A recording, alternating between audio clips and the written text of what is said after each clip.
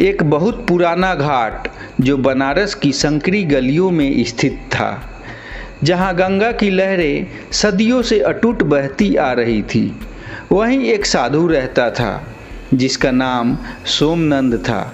साधु की लंबी जटाएं, शांत आंखें और एक रहस्यमयी आभा प्रतीत हो रही थी। उनकी उपस्थिति मात्र से लोग श्रद्धा से भर जाते, किंतु उनके भीतर एक रहस्य दफन था जिसे कोई नहीं जानता था। एक कॉलेज गर्ल नूपुर, जो अपने कॉलेज की शान थी। आधुनिक विचारों वाली यह कॉलेज की लड़की मनोविज्ञान की छात्रा थी। पूरे कॉलेज में नूपुर जैसी सुंदर लड़की कोई नहीं थी। जब भी वह कॉलेज आती जाती तो पूरा कॉलेज उसे निहारता रहता। मनोविज्ञान की छात्रा होने के कारण मानव के मन की गहराइयों को समझने में रुचि रखती थी। शोध के लिए उसे साधु संतों और अघोरियों के जीवन पर अध्ययन करना था। अघोर साधुओं के जीवन पर अध्ययन करने के लिए ही उसे बनारस की घाटों पर अक्सर आना पड़ता था। वैसे तो शोध के सिलसिले में वह घाट के कई साधु संतों और अघोरियों से मिल चुकी थी। तभी उसकी मुलाकात उस साधु सोमनंद से होती है। इस पहली मुलाकात में ही उस कॉलेज गर्ल नूपुर को लगा कि इस साधु में कोई अनकहा दर्द छुपा है। उसे ऐसा लग रहा था कि इसके अंदर कोई बहुत बड़ा रहस्य छुपा हुआ है। उनकी आंखें एक भूतकाल की दास्तां बयां कर रही थी। नूपुर का जिज्ञासु मन उसे समझना चाहता था। उसके अंदर छिपी हुई रहस्य को वह पढ़ना चाहती थी, और साधु ने भी जाने अनजाने उसे अपने जीवन के कुछ पन्ने पढ़ने दिए। एक दिन साधु सोमनंद ने घाट के किनारे बैठे नूपुर को एक कहानी सुनाई। एक युवक जो अपनी महबूबा से बेपनाह मोहब्बत करता था। वह युवक प्रेम में डूब चुका था, परंतु दुर्भाग्यवश एक समय ऐसा आया जब उसने अपनी महबूबा को खो दिया, और इस वियोग में वह सन्यास की राह पर चल पड़ा।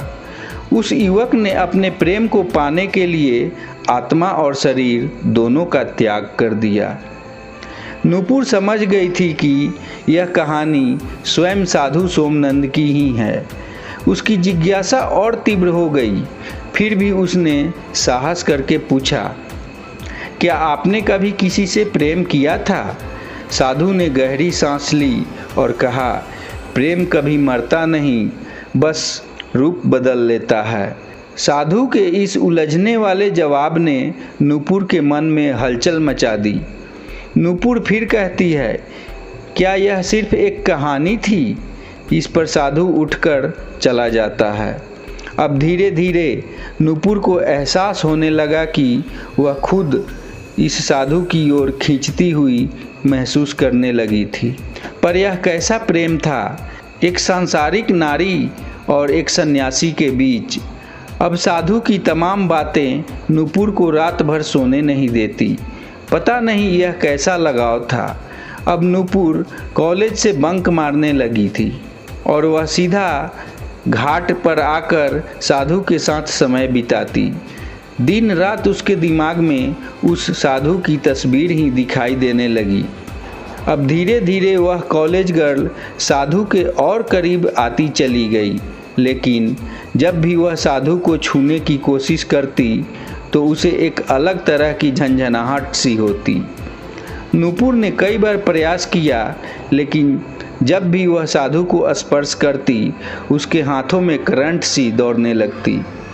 उसके समझ में नहीं आ रहा था कि यह क्या हो रहा है। फिर भी वह अपने आप को समझाती और कुछ देर के लिए शांत हो जाती। एक दिन घाट के किनारे नूपुर ने देखा कि साधु के सामने एक जवान स्त्री बैठी हुई है और वे दोनों आपस में वार्तालाप कर रहे हैं। फिर नूपुर ने मन बना लिया कि आज वह साधु का पीछा करेगी और उसकी रोज़मर्रा की ज़िंदगी को अच्छी तरह से समझेगी। जैसे ही वह साधु वहाँ से जाता है तो नूपुर उस लड़की के पास आ जाती है और उससे साधु के बारे में विस्तार से जानना चाहती है। जब उस लड़की ने साधु के रहस्य को बताया तो नूपुर की पैरों तले जमीन खिसक गई।